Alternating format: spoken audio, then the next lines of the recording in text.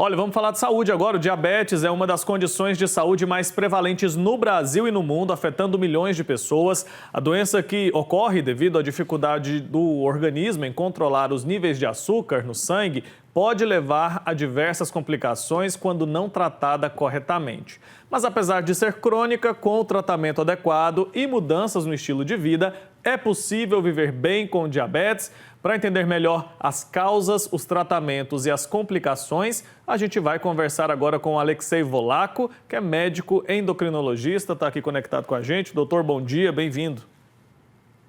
Bom dia, Wilker. Obrigado pelo convite para participar de uma discussão extremamente importante que você descreveu muito bem já o que é a doença. Pois é, doutor. Queria que o senhor nos ajudasse a entender um pouco mais. Existem tipos de diabetes? Quais são esses tipos? Isso, a gente tem basicamente o que a gente mais costuma falar é o diabetes tipo 1 e o tipo 2. O tipo 1 é o diabetes da criança, do adolescente, que já começa com uma deficiência importante de insulina e que a criança, quando faz o diagnóstico, já tem que começar a usar insulina desde o começo. Essa é a minoria dos casos. A imensa maioria, quando a gente fala da epidemia de diabetes mesmo, a gente está se referindo basicamente ao diabetes tipo 2, né? Que é o que a maioria das pessoas que está assistindo e que eventualmente tem a doença tem o diabetes tipo 2, que é o diabetes que é caracterizado na pessoa, geralmente começa acima dos 40 anos, em pessoas que estão acima do peso e que pode estar relacionado também com hipertensão, com colesterol alto e que no final das contas acaba tudo isso confluindo para que o problema fique ainda maior. Certo. Vamos falar um pouco sobre os fatores ali que levam ao desenvolvimento do diabetes. Muita gente fala, né, que o diabetes, inclusive, concorre com o câncer, né, com relação aqui à gravidade, à prevalência e aos riscos para a nossa saúde. O que provoca, então, essa doença? Então, na verdade, isso anda muito junto, principalmente o diabetes tipo 2, né, que é a maioria dos casos, anda muito junto com a epidemia de obesidade. Então, claro, tem dois fatores que são extremamente importantes, que é o envelhecimento da população. Então, quanto mais a pessoa começa a ganhar peso, mais a pessoa vai envelhecendo e ganhando peso, maior a chance de ter diabetes. Então, é interessante que o que faz você também tratar o diabetes é o que faz você prevenir o diabetes, porque você começa a ter diabetes antes de ter, né?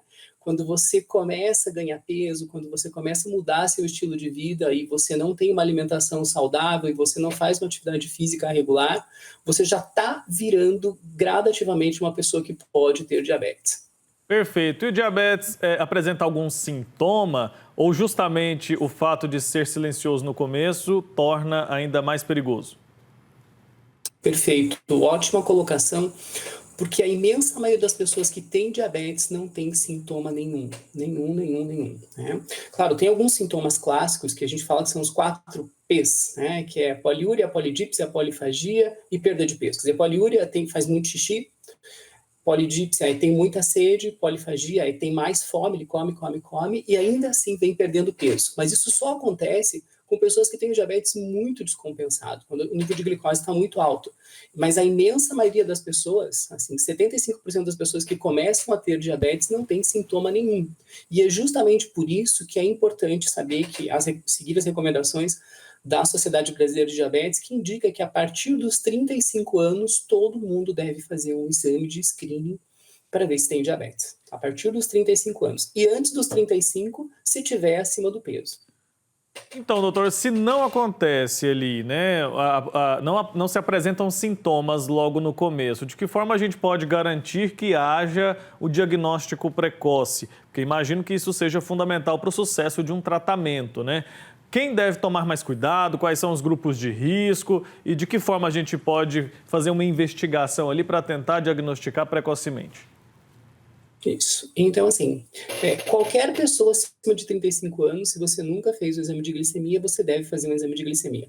Vá no seu médico, procure uma unidade de saúde ou procure o seu médico clínico.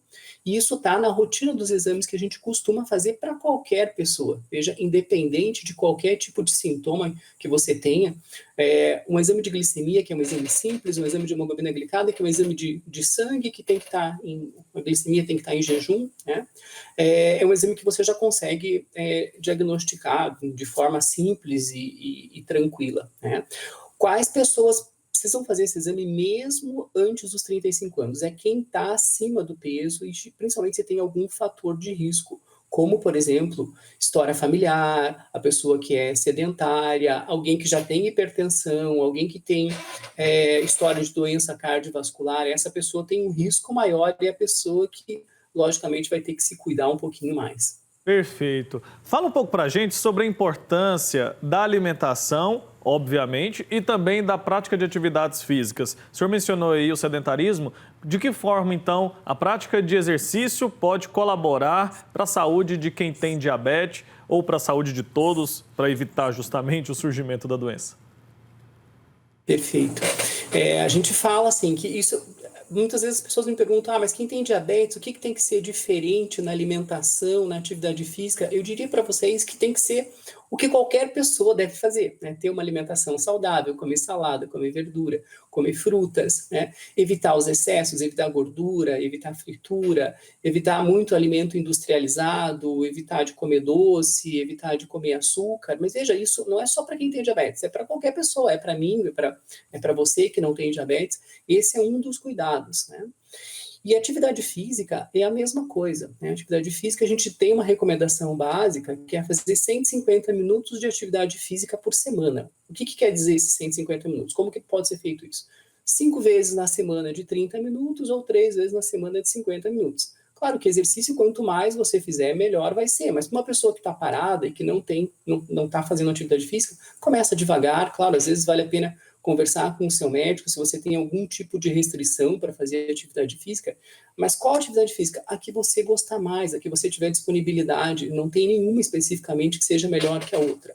A questão é muito mais a gente colocar na nossa rotina de fazer isso, né? Às vezes a gente sempre vai deixando, eu vou começar, na segunda-feira eu começo, na segunda eu começo.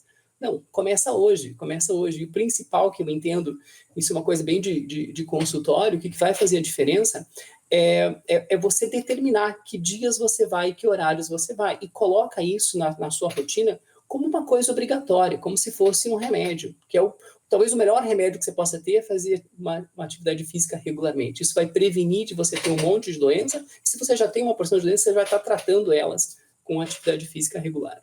Nós já falamos aqui, né, sobre os benefícios do exercício para a saúde do corpo, para a saúde da mente também. Isso se confirma ali quando a gente fala sobre diabetes, que é uma doença muito séria, uma doença que precisa ali, merece a nossa atenção. Qual o recado, então, doutor, o senhor pode passar para quem está em casa, convive com diabetes e também para quem está em casa e deseja se prevenir? Que tipo de mensagem a gente pode passar para quem está acompanhando?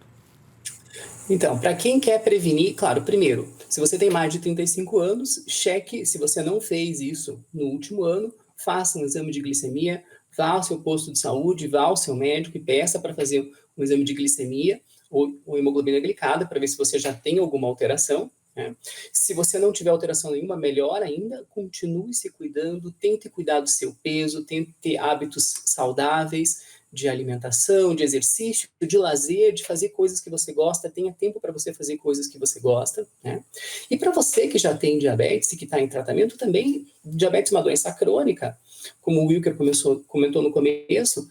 Então, quer dizer, uma doença que não cura, mas tem tratamento. Hoje a gente está vivendo um ótimo momento no tratamento do diabetes, né? Que além das mudanças de estilo de vida, a gente tem novos medicamentos com boas potências para tratar a diabetes, inclusive no SUS teve incorporação de alguns medicamentos mais novos que podem ajudar no tratamento.